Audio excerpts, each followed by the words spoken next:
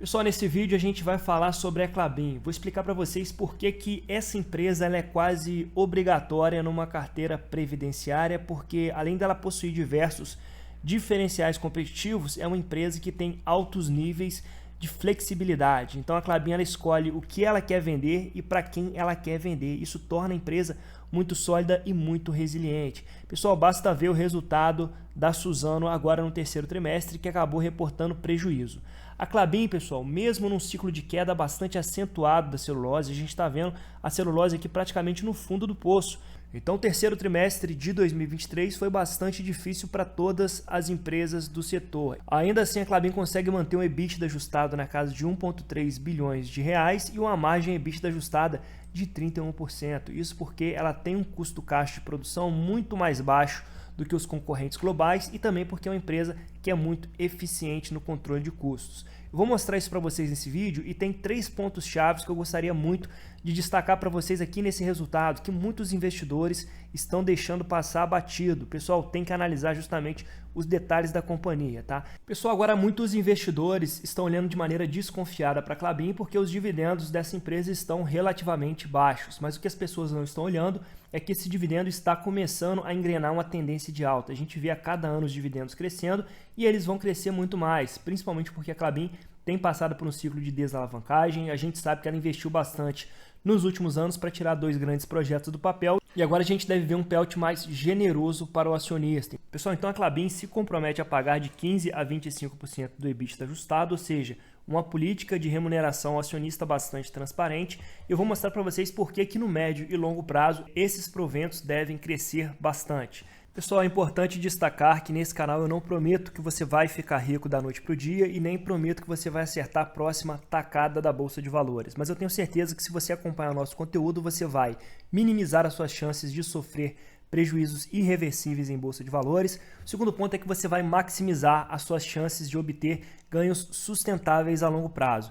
E por fim, nós vamos te ajudar a controlar o comportamento autodestrutivo que impede a maioria dos investidores de atingir o seu pleno potencial. Pessoal, tenho certeza que esse vídeo vai agregar bastante para a sua análise a respeito da Klabin. Você vai entender muito bem a estratégia de crescimento da empresa a longo prazo e quais são seus diferenciais competitivos. E se eu te ajudar com essa análise, eu peço que você fortaleça o meu trabalho se inscrevendo aqui no canal, deixando o seu like, compartilhando esse vídeo com um amigo seu, que você me ajuda demais. Sem mais enrolação, vamos para o vídeo. Pessoal, a Klabin vem apresentando uma queda de 6,5% nos últimos 30 dias, principalmente em decorrência da performance da celulose no mercado global. Não tem jeito.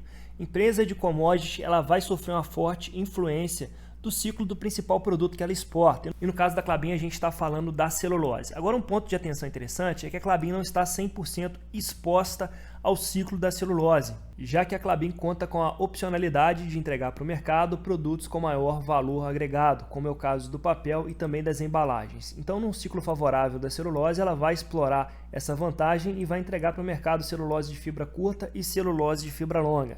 Mas em momentos de declínio da celulose, ela pode entregar para o mercado produtos de maior valor agregado. Pessoal, é importante destacar que nesse trimestre o cenário foi bastante desafiador para a Klabin, porque não só a demanda por celulose esfriou bastante, mas também a demanda por papéis e embalagens, principalmente na Europa, onde o cenário continua mais desafiador devido à fraca atividade econômica. Entretanto, a Klabin ela tem essa flexibilidade, né, pessoal, de direcionar os seus produtos para os mercados que estão mais aquecidos. E foi justamente isso que ela fez agora nesse trimestre, direcionando os maiores volumes para a China, onde os preços ficaram mais altos, dada a intensificação das demandas ao longo do trimestre. E como a própria Klabin destaca, já no mercado europeu os preços praticados ficaram abaixo da China, uma vez que houve retração na demanda influenciada pela baixa sazonalidade deste período.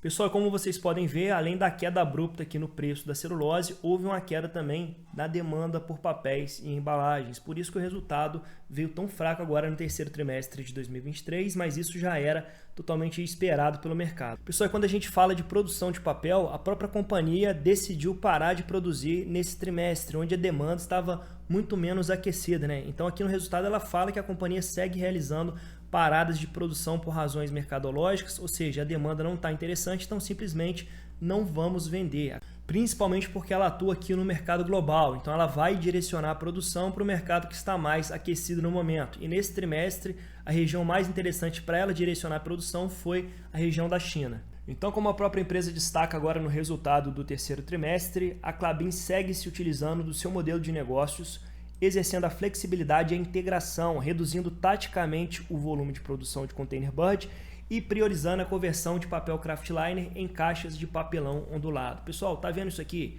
A gente viu ali a própria Suzano reportando prejuízo, mas a Klabin, com essa flexibilidade, ela consegue utilizar aquilo que está sendo mais interessante para o momento. Então, esse aqui é um traço de vantagem estratégica que pouquíssimas empresas possuem. Ou seja, além de escolher aquilo que ela vai querer produzir, aquilo que está gerando uma taxa maior de retorno no momento, ela consegue também direcionar essa produção para a demanda mais aquecida, e isso a níveis globais. Então, pouquíssimas empresas hoje no nosso mercado têm essa capacidade. Talvez aí um comparativo seria a Vale, que tem essas vantagens competitivas também de escolher para quem quer vender devido ao alto nível de qualidade do seu minério de ferro.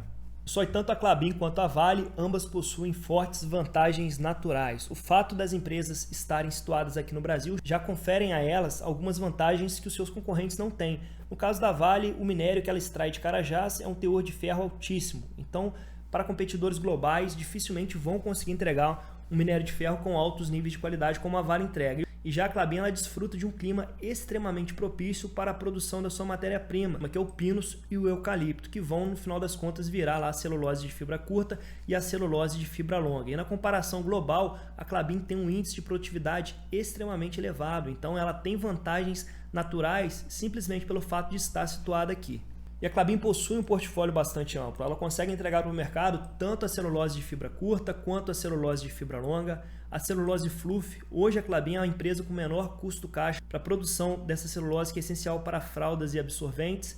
Ela consegue produzir papéis, papel cartão, containerbird e também embalagens. Então ela consegue escolher ali o produto que está sendo mais demandado no momento e direcionar esse produto também para o mercado que está mais aquecido no momento. Pessoal, agora vocês sabem que a Klabin ela se alavancou muito para tirar dois grandes projetos do papel. Vocês sabem que o projeto Puma 1 e Puma 2 vai conferir vantagens competitivas a essa empresa, entretanto, o custo foi extremamente elevado. Quando a gente olha aqui para a dívida líquida sobre EBITDA, a companhia ela chegou a apresentar a dívida líquida sobre EBITDA superior a 6 no ano de 2015 e no ano de 2020 uma alavancagem de 4,5 vezes dívida líquida sobre EBITDA. Então a gente viu a companhia sofrendo bastante nesse período. Porém, pessoal, a Klabin está passando por essa fase que eu falei para vocês de desalavancagem, né? Então a gente vê a dívida líquida caindo bastante de 2020 para cá. Agora, como o resultado foi muito fraco no terceiro TRI de 2023, o EBITDA ele deu uma severa retraída, por isso que essa alavancagem subiu um pouquinho. Porém, o projeto Puma 2 ele recém saiu do papel, então ele ainda não está gerando um impacto tão substancial no EBITDA da companhia. Esse impacto vai começar a ser observado a partir do ano que vem, de 2024, tá? Onde ele vai agregar muito mais para o resultado da companhia e ele vai chegar na sua plena capacidade a partir de 2027, tanto o projeto Puma 1 quanto o projeto Puma 2, e já a partir de 2025 a gente vai ver a Klabin dependendo muito menos da celulose, ou seja, o impacto da celulose na receita vai ser de apenas 27%, e os papéis e as embalagens, que são produtos de maior valor agregado, que sofrem uma influência muito maior do ciclo de preço, eles vão ter uma participação de 73% no EBITDA da companhia. Pessoal, agora será que valeu mesmo a pena se alavancar tanto no cenário de alta dos juros para tirar esse projeto do papel? O que ele vai gerar de diferenciais para a Klabin a longo prazo? Vamos analisar aqui o que ele pode agregar de vantagem para a Klabin. O primeiro ponto é que ele vai entregar um produto de maior valor agregado, a produção do kraftliner branqueado, aproveitando principalmente da fibra branqueada, pessoal. O segundo ponto é que ele vai gerar maior eficiência operacional. Então essa máquina do Puma 2 aqui, ela consegue produzir mais papel com a quantidade menor de celulose. Ele tem uma gramatura mais baixa e com a mesma resistência do papel que a Klabin já produzia. E além disso, ele vai gerar uma capacidade adicional de produção, pessoal. A expectativa é de que a produção fique acima da capacidade nominal das máquinas devido ao histórico de performance produtiva. Ou seja, ele produz mais papel de alto valor agregado, utilizando menos vapor, menos energia e menos celulose para isso.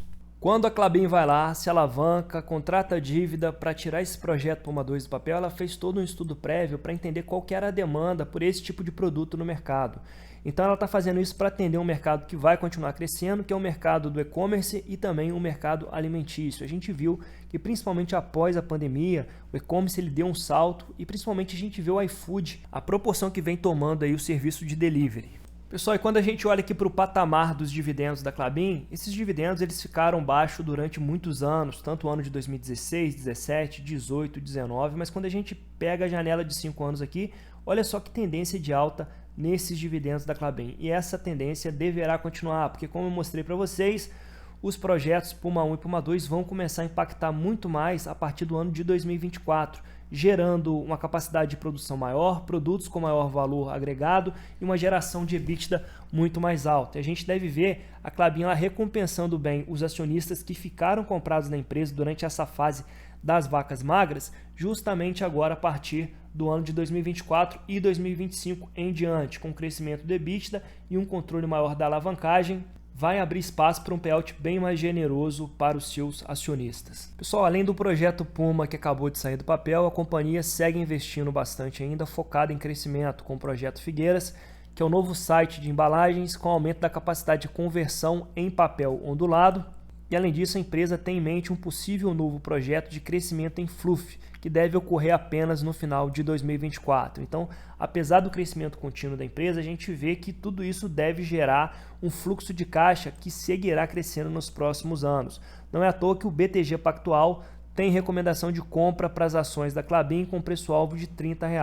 Hoje as ações de units da Klabin estão sendo negociadas a R$ 21,84 e vocês sabem que eu tenho uma posição bem robusta em Klabin. A minha, na verdade, é a preferencial. Paguei R$ 3,65 para ser sócio dessa excelente empresa e caso ela volte abaixo dos R$ 4,00, eu com certeza irei reforçar minha posição nessa empresa. De olho nos dividendos que deverão crescer nos próximos anos, mas acima de tudo trazendo para minha carteira uma empresa que tem uma flexibilidade estratégica muito interessante, que escolhe aquilo que quer vender e para quem quer vender, gerando receita em dólar para minha carteira a longo prazo. Meu amigo, se você gostou desse vídeo, eu peço que você fortaleça o nosso canal, deixando o seu like, um comentário e até o próximo vídeo.